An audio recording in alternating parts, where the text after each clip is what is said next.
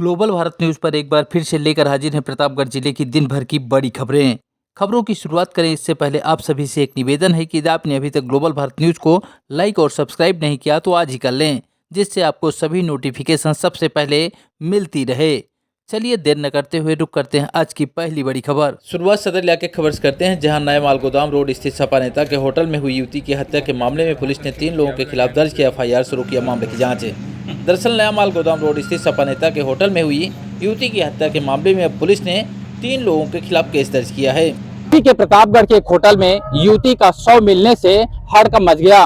बताया जा रहा है कि युवती अपने प्रेमी के साथ होटल में आई थी और उसके प्रेमी ने दुपट्टे से उसका गला घोटा और उसकी निर्मम हत्या कर फरार हो गया। इस दौरान होटल में प्रेमी और प्रेमिका की तस्वीरें भी कैद हुई है। देखिए रिपोर्ट। बता दें कि भगवा चुंगी चौराहे के पास स्थित समाजवादी पार्टी के एक नेता के होटल में शुक्रवार सुबह कोहरोड थाना क्षेत्र के गांव की BA द्वितीय वर्ष की छात्रा देलूपुर गजेढ़ा पहाड़पुर के अभिषेक के साथ पहुंची थी। दोपहर बाद 2 बजे अभिषेक कमरे में बाहर से ताला बंद कर चला गया। रात करीब 9:30 बजे होटल के वेटर ने दूसरी चाबी से कमरा खोला तो छात्रा का शव बेड पर पड़ा था। पुलिस अधिकारियों ने बताया कि छात्रा के दादा की तहरीर पर अभिषेक कुमार, उसके दोस्त अजय पाल उर्फ जैकी और आर्यन के खिलाफ गैंगरेप और हत्या का केस दर्ज किया गया है। कल कोतवाली नगर थाना क्षेत्र में मालगोदाम रोड पे एक निजी होटल में एक युवती का शव मिला था, जिसमें जो है पोस्टमार्टम की कार्रवाई और न्यायाधीश विधिक कार्रवाई की गई। मौके पर फोरेंसिक टीम भी गई थी। इसमें युवती के परिवारजन की लिखित तहरीर पे अभियोग पंजीकृत किया गया है, जिसमें हत्या और रेप की धाराएं हैं और 3 लोगों के खिलाफ अभियोग पंजीकृत किया गया है। इसमें आवश्यक विधिक कार्रवाई कर सकते हैं। बताया जा रहा है कि मुख्य आरोपी अभिषेक के पिता रिटायर्ड दरोगा हैं और वह इस रिश्ते से काफी नाराज थे, जिसकी वजह से अभिषेक ने अपने दोस्तों के साथ मिलकर यह पूरी साजिश रची है। पुलिस से मिली जानकारी के अनुसार रितु के पिता मजदूरी करते थे, जबकि आरोपी अभिषेक के पिता रिटायर्ड दरोगा कर्मचंद की 2 महीने पहले ही बीमारी की वजह से मौत हो गई। वह इस रिश्ते के काफी खिलाफ थे और वह यह रिश्ता नहीं चाहते थे। हालांकि उनकी मौत के बाद अब अभिषेक ने अपने 2 दोस्तों के साथ मिलकर युवती की प्रतापगढ़ के एक होटल में निर्मम हत्या कर दी। फिलहाल पुलिस ने शव को कब्जे में लिया और पोस्टमार्टम के लिए भेज दिया है। पुलिस के अधिकारी तहरीर के आधार पर कानूनी कार्रवाई करने की बात कह रहे हैं। खबरों में आगे बढ़ते हैं, बात करेंगे जेठौरा इलाके खबर की, जहां पड़ोसी युवक ने किया नाबालिग के साथ रेप। पुलिस ने FIR दर्ज कर शुरू किया मामले की जांच। दरअसल जेठौरा थाना क्षेत्र के गांव के व्यक्ति ने पुलिस को शिकायती पत्र दिया। आरोप लगाया कि जब वह लोग घर से बाहर शादी कार्यक्रम में शामिल होने गए थे, तभी पड़ोसी युवक ने उसकी बेटी के साथ रेप किया, जिसके बाद पुलिस ने FIR दर्ज कर लिया और आरोपी को हिरासत में लेकर उससे पूछताछ शुरू कर दिया है। सुनिए क्या कुछ कहा है अपर पुलिस अधीक्षक ने। देर रात्रि 112 के माध्यम से सूचना प्राप्त हुई कि एक लड़की के साथ उसके बड़े लड़के ने गलत काम किया है। इस सूचना तत्काल पुलिस मौके पर पहुंची और वहां जाकर ज्ञात हुआ कि लड़की के माता पिता एक शादी में गए हुए थे, वह घर में अकेली थी और बड़े लड़के ने उसके साथ गलत काम किया है। इस संबंध में तहरीर प्राप्त हो गई है। सुसंगत धाराओं में अभियोग पंजीकृत किया जा रहा है। पीड़िता को मेडिकल के लिए भेजा गया है। लड़के को हिरासत में ले लिया गया है।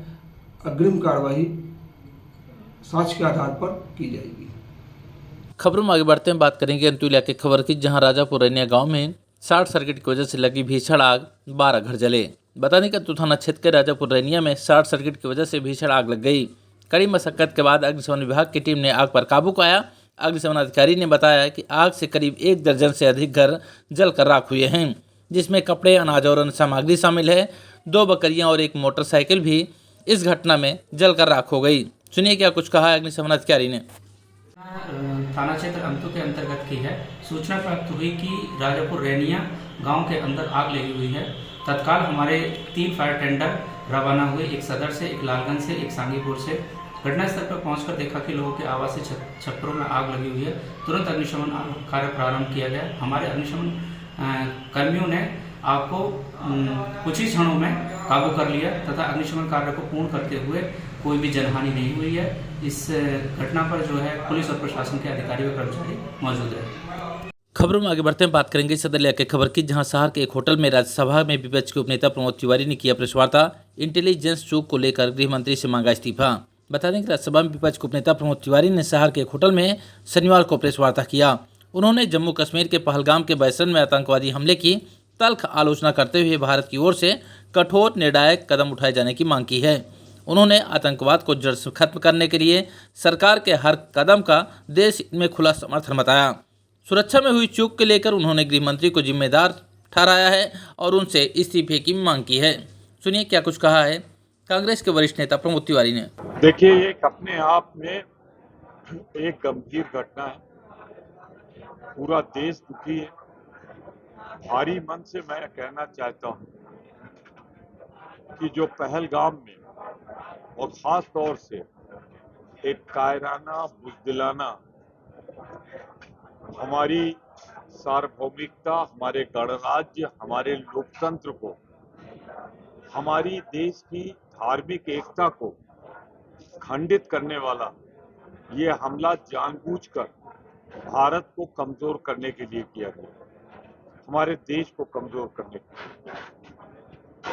28 लोगों की हत्या, निहत्थे लोगों की हत्या, जो देश के कोने कोने से भारत सरकार के इस आश्वासन और विश्वास पर गए थे कि कश्मीर में अब पत्थर नहीं फूल बरस रहे हैं, पूर्ण सुरक्षा है, आतंकवाद हमने जड़ समूल नष्ट कर दिया है। 28 लोगों की जो जान गई है, उन के प्रति मैं पहले अपनी श्रद्धांजलि देता हूं, संवेदना व्यक्त करता हूं, खिराजे अकीदत देता हूं। जो दूसरे धर्म के लोग हैं, मैं इतना जरूर कहना चाहता हूं, सरकार से मेरे 3 सवाल। वहां ये जब हमला हुआ तो सीआरपीएफ क्यों नहीं था? दूसरा, क्विक रिस्पांस टीम 20 मिनट तक के खेल चलता रहा, क्यों नहीं पहुंची? और तीसरा, केंद्र सरकार का अक्रॉस द बॉर्डर,